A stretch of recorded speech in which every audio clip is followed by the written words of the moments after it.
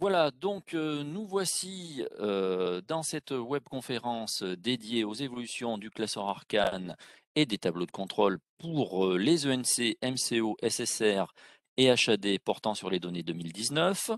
Comme vous le voyez à l'écran, cet après-midi va être partagé en 3 temps forts. À l'issue de chacun de ces temps forts, nous aurons des temps d'échange où vous pourrez poser vos questions sur le module QR et nous y répondrons dans l'ordre d'apparition des questions.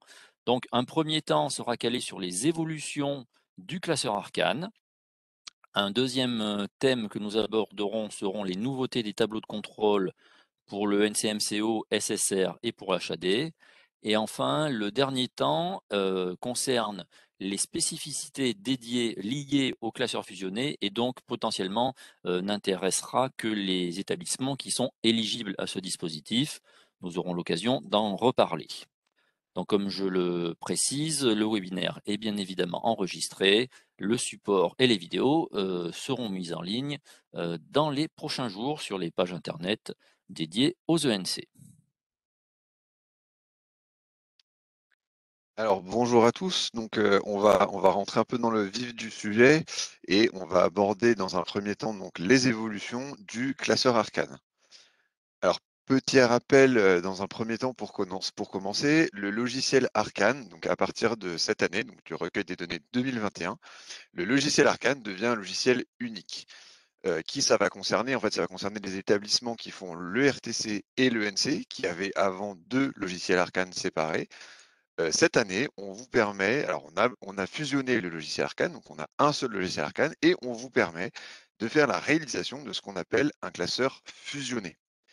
Alors pour les établissements qui sont éligibles, sans rentrer vraiment dans le gros du détail de l'éligibilité, mais il faut que vous ayez le même périmètre comptable et un finesse équivalent entre le NC et le RTC. Donc pour les établissements qui sont éligibles à la à ce cette fusion, vous avez donc 2 choix. La première, c'est de réaliser un classeur fusionné ENC et RTC et le deuxième choix, c'est de faire 2 classeurs séparés.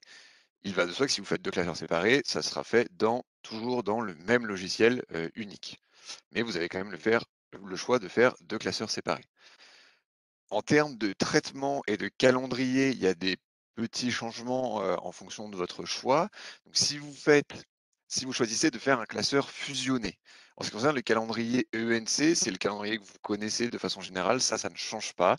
Donc on a une date de première validation qui est au 30 juin, avec une première validation, qu'on appellerait anticipée, qui est au 15 juin et une date de validation finale qui est au 30 septembre avec la date de validation finale anticipée au 15 septembre. Donc ça ne change pas, que vous choisissiez de faire 2 classeurs ou le classeur fusionné, les dates restent identiques. En revanche, pour tout ce qui concerne le RTC, si vous choisissez de réaliser 2 classeurs et donc un classeur RTC séparément, dans ce cas-là, la date de validation établissement est le 15 juillet 2022 côté RTC et donc 30 septembre 2022 pour la validation ARS. En revanche, si vous choisissez de faire un classeur fusionné, la date de validation établissement se porte au 30 août 2022. Donc vous avez un petit délai supplémentaire entre guillemets, sachant que la validation ARS ne change pas et est toujours au 30 septembre 2022. Voilà, donc ça c'était un peu pour le rappel du contexte, on va dire. Et on va essayer de rentrer maintenant un peu dans le côté un peu plus technique du classeur. Alors, pour vous présenter un petit peu ce classeur, évidemment, dans le cadre donc de cette fusion, vous avez des onglets qui sont différents entre le RTC et le NC.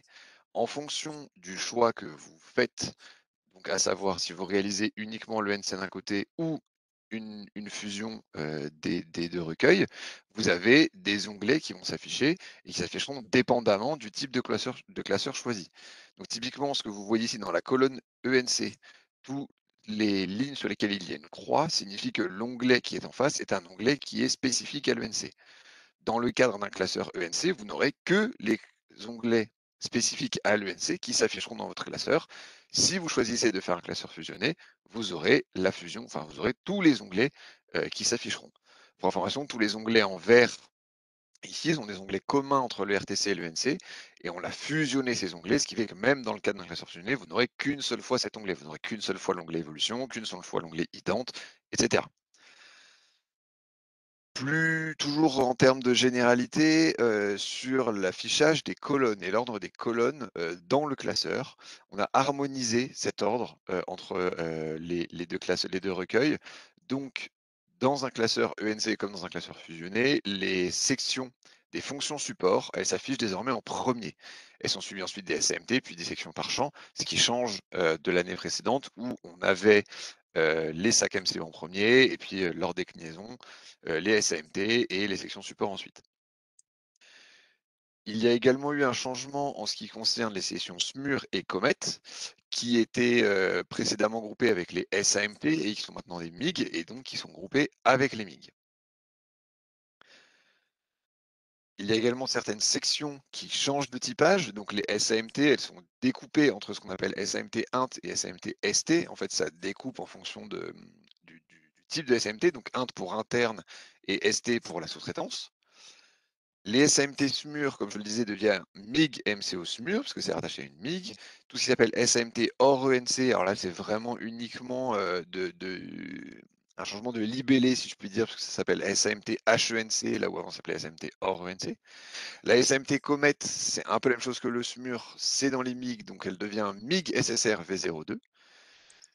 Toujours sur le libellé, ce qui s'appelait auparavant TMIG, ça devient MIG HENC.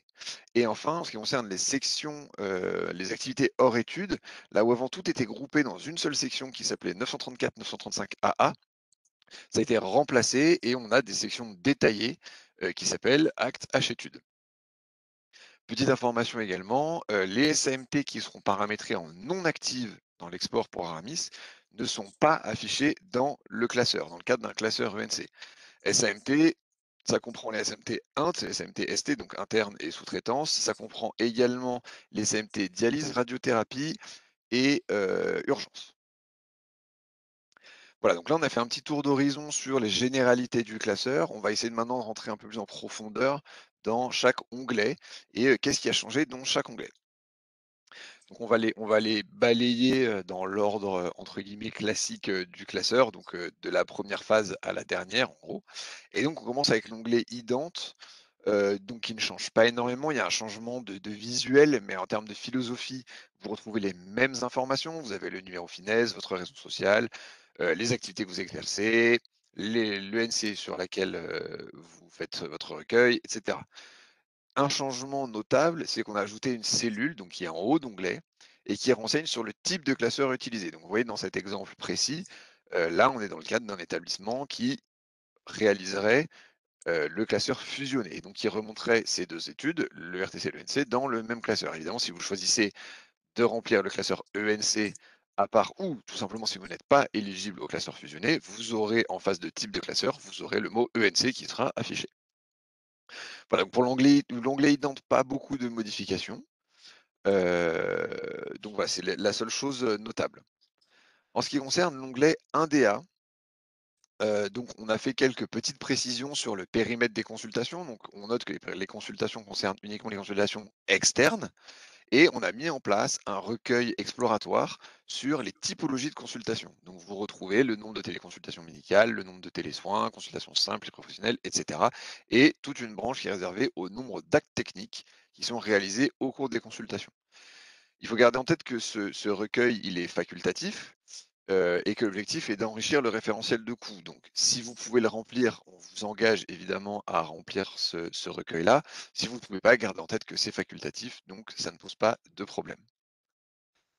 On a également ajouté un contrôle sur les SAMT, qui est un contrôle sur, le total des UO, et les charges qui sont déclarées en 3 SA. C'est une sorte de contrôle de cohérence, donc qui peut renvoyer 3 valeurs. La première, c'est si il n'y a aucune UO qui est déclarée dans l'onglet 1DA, mais que en 3SA, on a renseigné des charges, la cellule va afficher que, la SAMT en question n'a aucune UO de renseigner, donc elle affichera aucune UO.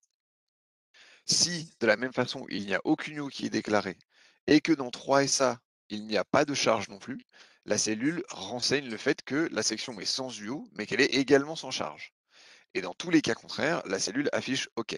Voilà, donc c'est vraiment un contrôle, de cohérence entre les UO et les charges, qui sont déclarées. Là encore sur l'onglet 1DA, dans la philosophie, il y a pas vraiment de gros changements. Là, on a fait le tour en fait des changements de ce qui s'applique sur l'onglet 1DA. Heu, donc voilà, donc rien d'extrêmement majeur. Sur l'onglet 2PC, alors il y a plusieurs nouveaux comptes. Alors le premier point à noter, c'est que les comptes 606.6, ils sont détaillés désormais pour tous les champs. Qu'on a également ajouté certains comptes de personnel sage-femme directement en 2PC. Alors on y reviendra un peu plus tard dans la présentation, mais globalement, retenez qu'on demande de scinder cette année, le type de personnel sage-femme, que dans la majorité des traitements, c'est fait dans la phase 3, mais qu'il y a certains comptes qu'on a décidé de scinder dès la phase 2, entre sage-femme et les autres catégories de personnel. Il y a également une scission du compte 624.3 entre, le transport de biens et le transport d'usagers, et on a ajouté des comptes 648 RA par type de personnel. Alors en pratique, il s'appelle 648 PM RA, 648 PS RA, et cetera, et qui sont, destinés à récupérer les charges de rémunération à l'acte MCO. Alors on va y revenir un tout petit peu après dans l'onglet de Ono pour voir ce qui a changé en termes de consignes, parce qu'évidemment ça va changer certaines consignes.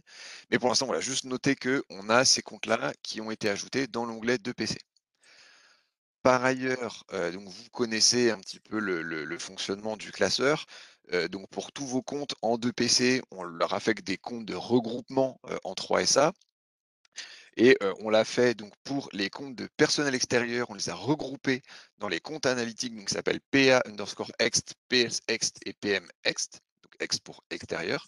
Et on a fait la même chose pour les comptes de remboursement de charges personnelles, qui sont dans les comptes analytiques PA_ramb, PS_ramb, PM_ramb et payé_ramb, là où auparavant c'était regroupé dans les comptes en rému. Voilà, c'est tout ce qui concerne 2PC. On va maintenant parler de la partie de Ono, et en fait la seule chose qui change, ça va être ce qui concerne la rémunération à l'acte et donc les comptes 648 RA dont je parlais précédemment. On a modifié les consignes de traitement de la rémunération à l'acte MCO. Donc ça concerne uniquement le NCMCO et pour les établissements qui sont ex-DG.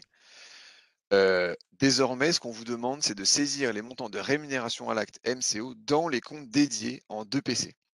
Les années précédentes, ce qu'on demandait, c'était de reclasser ces montants-là en charges non incorporables et de les déclarer en 2 ONO. On ne fait plus ça, donc on a supprimé en fait dans l'onglet 2 ONO la partie rémunération à l'acte. Donc désormais, on vous demande de saisir ces montants dans les comptes dédiés en 2PC. Ces montants, ils vont remonter dans des comptes également en phase 3 SA. Donc vous devrez les ventiler par SA en phase 3 SA. Et on vous demande également de déclarer ces montants suivis au séjour par SA en phase 6, donc 6 CD, comme c'est le cas en fait pour n'importe quel autre poste de charge. Donc, vous connaissez entre guillemets la procédure, c'est une procédure qui est standard entre guillemets. Voilà, on a un peu standardisé la façon dont on traitait ce poste de charge-là. Et donc on vous demande de déclarer ces montants suivis au séjour par SA en 6 CD. Dans l'onglet 3SA, donc là, on attaque les onglets où il y a un peu plus de changements, un peu plus de modifications. Alors la première modification, donc comme je le mentionnais tout à l'heure, on demande de, identifier les charges qui sont liées au personnel sage-femme. Ce que ça signifie, c'est que, à l'exception des comptes qu'on a identifiés en 2PC, donc qui sont assez majoritaires par rapport au reste, le personnel sage-femme, on souhaite l'identifier en phase 3SA. Et vous devrez l'identifier à partir de vos comptes de PM ou vos comptes de PS en fonction de la gestion propre à votre établissement. Pour pouvoir faire ça, chaque compte, donc chaque compte analytique, donc vous avez là par exemple le compte PS Rému, chaque compte analytique a été dédoublé pour permettre cette affectation. Votre compte PS Rému, par exemple ici, il se dédouble en SF PS Rému. Vous aurez la même chose pour PM Rému qui se dédoublera en SF PM Rému. En termes de gestion, comment ça se matérialise? Vous avez un seul montant qui est repris ici et qui vient de votre onglet 2PC.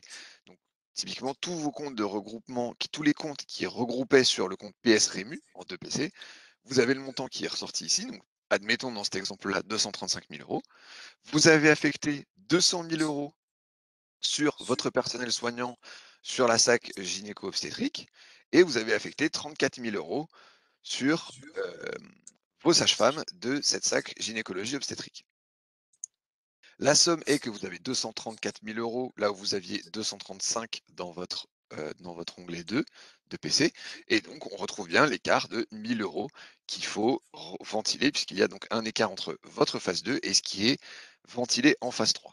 Donc, pour chaque compte qui est dédoublé, ce qu'on cherche, c'est que le montant en phase 2 ici corresponde à la somme de ce qui est ventilé, à la fois en PS et en sage-femme. Et idem sur le personnel médical et parfois sur le personnel interne. Ça, c'est la grosse modification liée au poste de charge de sage-femme.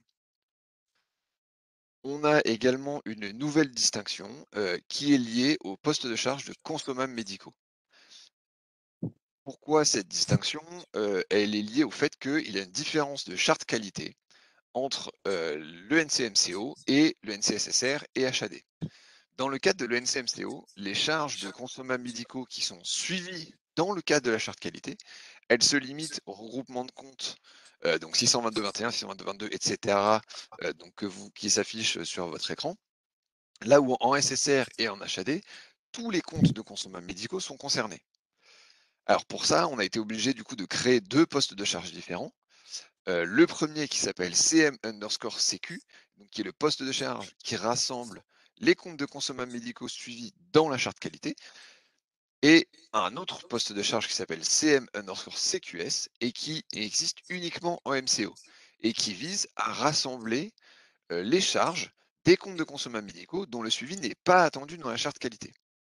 Alors pour vous expliquer un peu plus visuellement comment ça se matérialise, on a fait un petit exemple. Donc vous avez ici le compte de regroupement dont je parlais précédemment, qui regroupe les charges de consommables médicaux qui sont suivies dans le cadre de la charte qualité uniquement en MCO.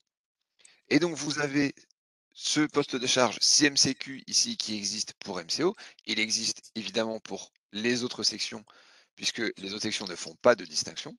En revanche, mon autre compte ici, consommation de couches à l'aise et produits absorbants, celui-ci, il est bien suivi dans le cadre de la charte qualité pour le NCSSR et HAD. Donc vous retrouvez le code CM_CQ pour les SASSR et les SAHAD.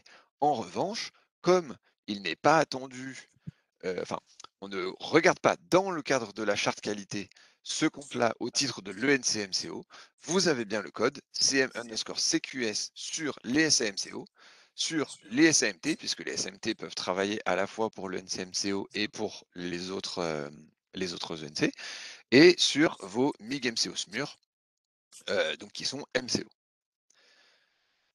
Voilà, ça fait un petit changement entre MCO, SSR, HAD, et sur ce point-là, on y reviendra parce qu'en fait, ce changement, évidemment, va impacter vos phases 4 et 6, donc on y reviendra un petit peu après. On a également des affichages conditionnels. Alors, sans rentrer dans le détail, lorsqu'on a fusionné en fait notre logiciel Arcane RTC et notre logiciel Arcane ENC, on a maintenu certaines divergences méthodologiques d'affectation des charges, donc entre le RTC et le NC. Pour gérer ça, on a créé des affichages conditionnels avec des dispositifs spécifiques. Ces dispositifs, ils sont de 3 ordres. Le premier, il a trait aux affectations des charges de personnel sur les SAMT métiers de RR, qui existent dans le NC et pas dans le RTC. On a l'affectation directe de certaines charges de LGG sur les SAMT dialyse, radiothérapie et balnéo. Ça, c'est dans le cadre de l'ENC. Et idem, on a une affectation directe de certaines charges sur la section HAD, charge au domicile du patient.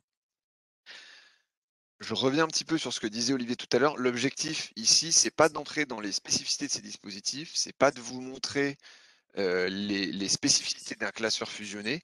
On aura un temps dédié en fin de présentation qui sera accordé à ces points-là pour ne pas du coup monopoliser entre guillemets les établissements qui ne seraient pas intéressés par ces points-là. On y reviendra en fin de présentation. Mais on souhaitait quand même voilà, vous montrer que ces choses-là existent et vous expliquer un petit peu aussi certains codes distinctifs que vous allez retrouver, puisque vous allez voir que dans votre onglet 3SA, tous les comptes spécifiques ENC sont libellés _ENC. Ce qui veut dire, vous l'avez vu tout à l'heure, si je reprends la diapositive, ici votre compte de PS Rému, il s'appelle PS Rému underscore ENC.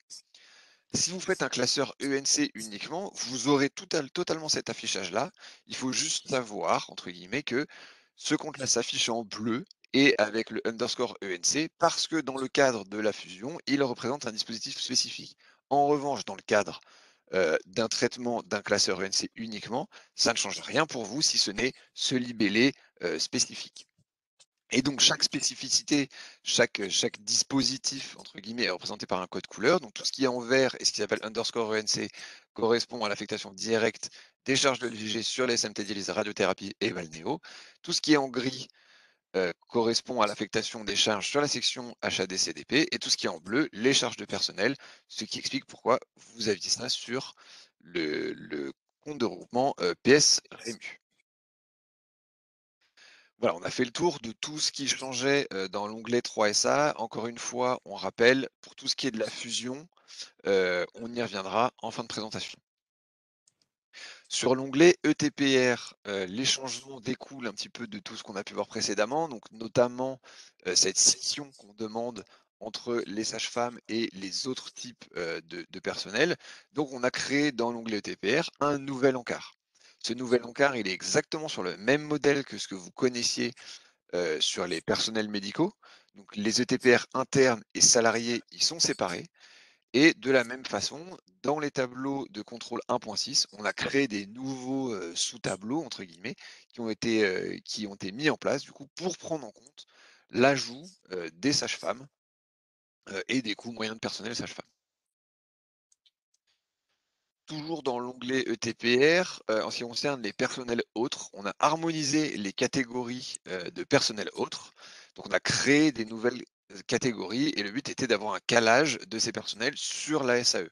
Donc vous voyez, vous avez PA admin, PA soins, donc personnel service de soins, cadre de santé, personnel de rééducation, etc., etc. Donc voilà, il y a un détail un petit peu plus grand qui est demandé sur les personnels autres.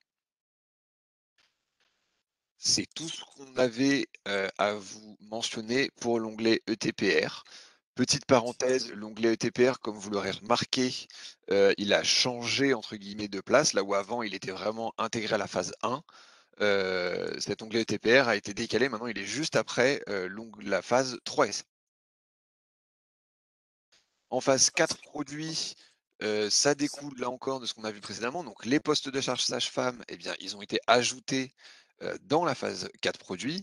Les ouvertures sont exactement les mêmes que pour les postes de charge PM, à une exception qui est la section SPSSR atelier, sur laquelle les produits déduits de sage-femme ne sont pas saisissables. Et on revient à la problématique qu'on mentionnait également en 3SA, qui est la modification des postes de charge de consommables médicaux. Donc on a dû faire également cette scission en onglet 4, et donc on a le poste CM underscore CQ et le poste CM underscore CQS. Rappel encore une fois, le poste de charge CM CQS ne concerne par nature que le MCO. Les produits déduits de ce poste ne sont donc saisissables que sur les sections qui peuvent exercer pour le MCO. Donc ça concerne les CMT, internes sous-traités, dialyse, radiothérapie, urgence, la mixmure et évidemment les sacs MCO. Pour les ENC qui sont hors MCO, du coup, les montants qui pourraient être saisis en CMCQS dans les SAMT, ils seront sommés pour les différentes tables de contrôle et la charte qualité. Comme les années précédentes, ces montants, ils vont être calculés ensuite au prorata des UO qui sont saisis dans l'onglet 1DA pour faire du coup le split par champ. Voilà, donc vous le voyez ici, sur vos sacs SSR et vos MIG SSR par exemple, ce poste de charge CMCQS, vous ne pouvez rien saisir dessus. Alors, on passe ensuite à l'onglet 5C Inde. Alors, l'onglet 5C Inde, c'est la fusion de l'onglet 5 de l'ENC, donc tel que vous le connaissez, et de l'onglet C Inde du RTC. Concrètement, ce que ça change, alors évidemment, le premier point, c'est que là encore, on a ajouté les postes de charge sage-femme dans la partie saisie des charges indirectes de LM, LGG et structure pour les activités subsidiaires et les budgets annexes. Et il vient également s'ajouter une spécificité. On a ajouté certains comptes sur lesquels on vous autorise à faire une affectation directe sur les sections MIG et les activités spécifiques MCO. Donc ces comptes, typiquement, vous avez un exemple ici. Donc vous voyez, votre compte 617, on vous autorise en phase 5 à affecter des montants sur vos MIG et vos activités spécifiques MCO.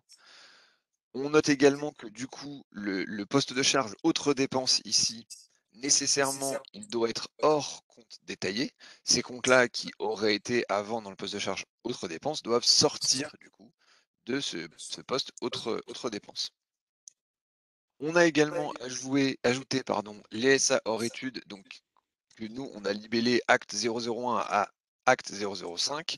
En pratique, dans le logiciel, vous devrez spécifier des noms pour ces sections hors études si vous souhaitez les paramétrer.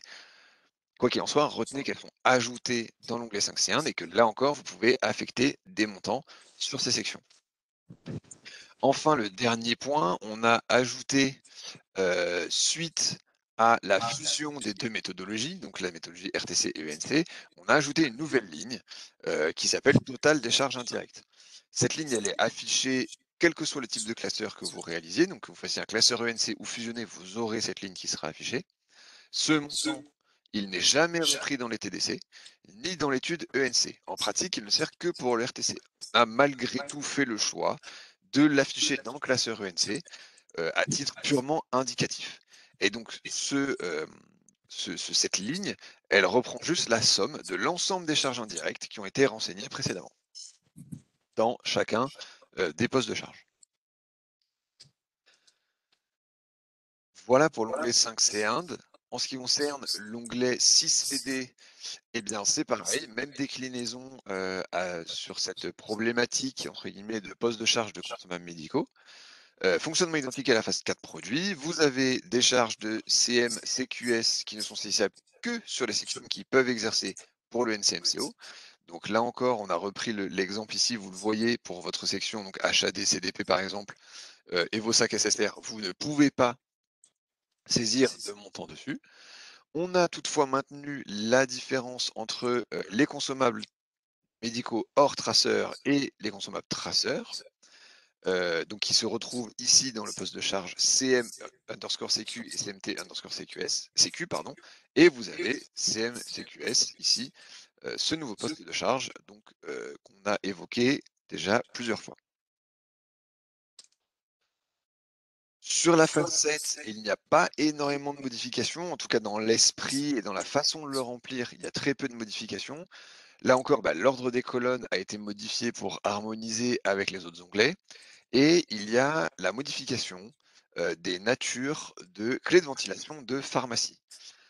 L'arbre analytique, en fait, le découpage analytique de la pharmacie ayant évolué, on a désormais 4 sections. On a une première section donc qui s'appelle pharmacie hors 936.12, 936.13, 914 et rétrocession, donc on pourrait appeler la pharmacie générale. On a une section qui est dédiée à la nutrition parentérale, une section reconstitution et délivrance de chimiothérapie et une section radiopharmacie. Pour chacune de ces sections, on a des clés de ventilation qui sont diverses et donc on a en pratique 1 à 2 clés préconisées. Donc pour la première section pharmacie, donc qui serait la section générale comme on pourrait l'appeler, vous avez en automatique entre guillemets, vous avez les euros de charge de dépenses médicales gérés par la pharmacie qui sont affichés. En revanche, on vous permet également de ventiler vos charges en fonction d'items spécifiques qui viennent de l'UO-Pharma. On a la même chose pour la nutrition parentérale et la reconstitution et délivrance de chimiothérapie, sauf que là, c'est le nombre de préparations et un item spécifique de l'UO-Pharma que l'on préconise. Et sur la radiopharmacie, on a en préconisation l'UO-Pharma, donc les systèmes 31 à 39. À noter que pour les 4, évidemment, vous avez aussi le choix de remplir votre propre clé de ventilation et de mettre votre propre clé de ventilation. Comment ça fonctionne? Pour chacune de ces clés, vous avez un petit menu déroulant ici, et donc vous sélectionnez ce que vous souhaitez. Donc soit le nombre de préparations, soit l'UO-Pharma avec les items qui sont dédiés à la section, soit si vous souhaitez rentrer votre propre nature de clé de ventilation, vous sélectionnez la ligne vierge et vous pouvez taper manuellement votre clé de ventilation. En phase 7 log, ça marche exactement de la même façon. Donc, on répète les modifications, mais globalement, c'est la même chose. L'ordre des colonnes est modifié et on a une gestion qui est identique des natures de clés de la pharmacie. Et en onglet IMO, il n'y a pas de modification sur l'onglet. La philosophie de l'onglet reste totalement identique à celle qui existait les années précédentes, donc rien de majeur à noter. Enfin, le dernier onglet dont on pourrait vous parler, c'est l'onglet contrôle, donc sur lequel on a des affichages conditionnels, puisque vous avez dans l'onglet contrôle à la fois des classeurs qui a trait des contrôles qui a trait au classeur ENC et des contrôles qui a trait au classeur fusionné. Si vous faites un classeur ENC uniquement, seuls les contrôles de l'ENC vont s'afficher. Si vous faites le classeur fusionné, vous aurez tous les contrôles qui s'affichent. Toutefois, notez qu'on a ajouté certains contrôles. Donc en 1DA, on l'a noté tout à l'heure, on a le total des UO et la simultanéité des charges en 3SA pour les SAMT, donc le contrôle qu'on évoquait précédemment en 1DA, il se retrouve également dans l'onglet contrôle. On a son pendant en fait dans 3SA dans le cas où vous avez une SAMT qui est sans charge, mais que vous avez renseigné des UO sur le champ qui est concerné par l'ENC. Et enfin, lié à la scission avec les personnels sages-femmes, en onglet ETPR, vous avez un contrôle sur la présence des charges et de TPR sur les personnels de sages-femmes internes et salariés sur le même modèle que les personnels médicaux. Voilà, on a fait un tour sur le classeur Arcane, c'était assez complet, j'en ai conscience. On va désormais passer à un temps d'échange. Donc voilà, donc si vous avez des questions sur cette présentation, n'hésitez pas, on est là pour y répondre. Merci, merci Sylvain. Donc on va vous laisser un temps pour utiliser le module QR pour nous faire part de vos questions. Alors j'ai une question qui s'affiche. Les charges suivies au séjour doivent être attachées au SAC et non au SAMT dans le NC. Dans le RTC, elles pouvaient rester sur les SAMT. Est-ce qu'il n'y aura pas des problèmes d'évolution des coûts des sacs dans le RTC si toutes les charges suivies au séjour sont affectées au SAC et non plus au SAMT? Alors, je finis la question, d'autant plus qu'avec la hausse du taux des consommables médicaux affectés au séjour, ces dépenses sont majoritairement consommées sur les SMT, en faisant référence au bloc opératoire.